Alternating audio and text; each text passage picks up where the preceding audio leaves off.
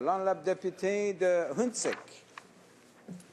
Monsieur le Président, on estime que depuis les années 1960, près de 600 femmes autochtones ont été assassinées ou portées disparues au Canada.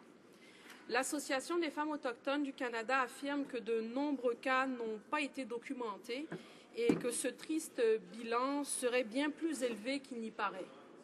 Le nombre exact de ces femmes disparues ou assassinées demeure donc un mystère, puisque la GRC ne compile pas les données de femmes assassinées en fonction de leur origine ethnique.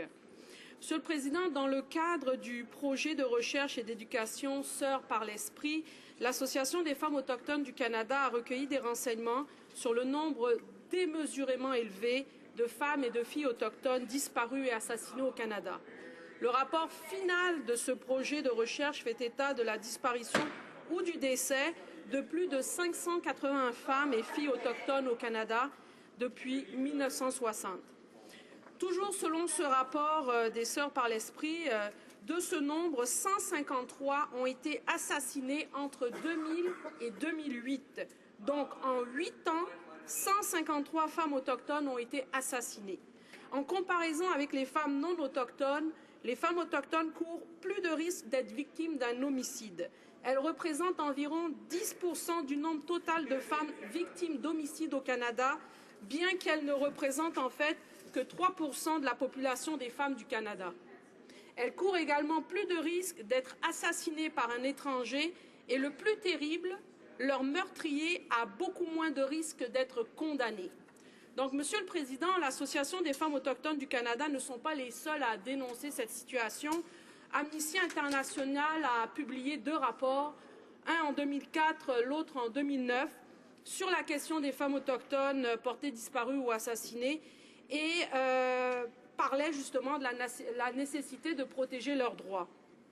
En octobre 2008, le Comité des Nations Unies pour l'élimination de la discrimination à l'égard des femmes a exhorté le Canada à examiner ces disparitions ou ces meurtres de femmes autochtones et à remédier aux carences du système ayant entraîné l'absence d'enquête. C'est grave, là. Par ailleurs, en février 2013, l'Association canadienne des commissions et conseils des droits de la personne, qui regroupe les commissions des droits de la personne du Canada, des provinces, des territoires, a exhorté le Canada pour la tenue d'une enquête indépendante et exhaustive sur les femmes et les jeunes filles autochtones portées disparues et assassinées au Canada. Plus récemment encore, en octobre 2013, le rapporteur spécial de l'ONU sur les peuples autochtones a demandé au Canada d'agir sur cette question. M. James Anaya a appelé le gouvernement fédéral à lancer une commission d'enquête nationale et a d'ailleurs dit, et je cite, que le Canada fait face à une crise quand il s'agit de la situation des peuples autochtones. Donc, Monsieur le Président, je crois qu'il est plus que temps de faire la lumière sur toute cette affaire.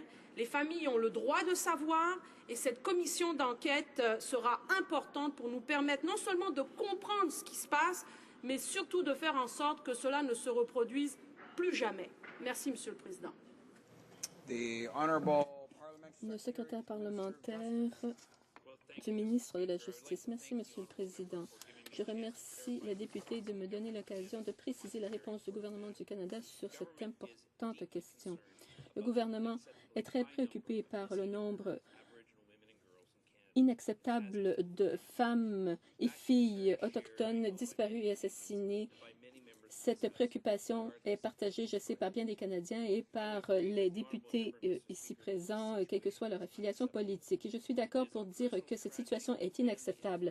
C'est une tragédie personnelle pour les familles et les amis, une perte culturelle pour les communautés qui perdent une part de leur avenir et une perte pour tous les Canadiens, une perte incommensurable pour tous les Canadiens qui ne sauront jamais laquelle de ces jeunes vies aurait pu avoir une incidence sur nous.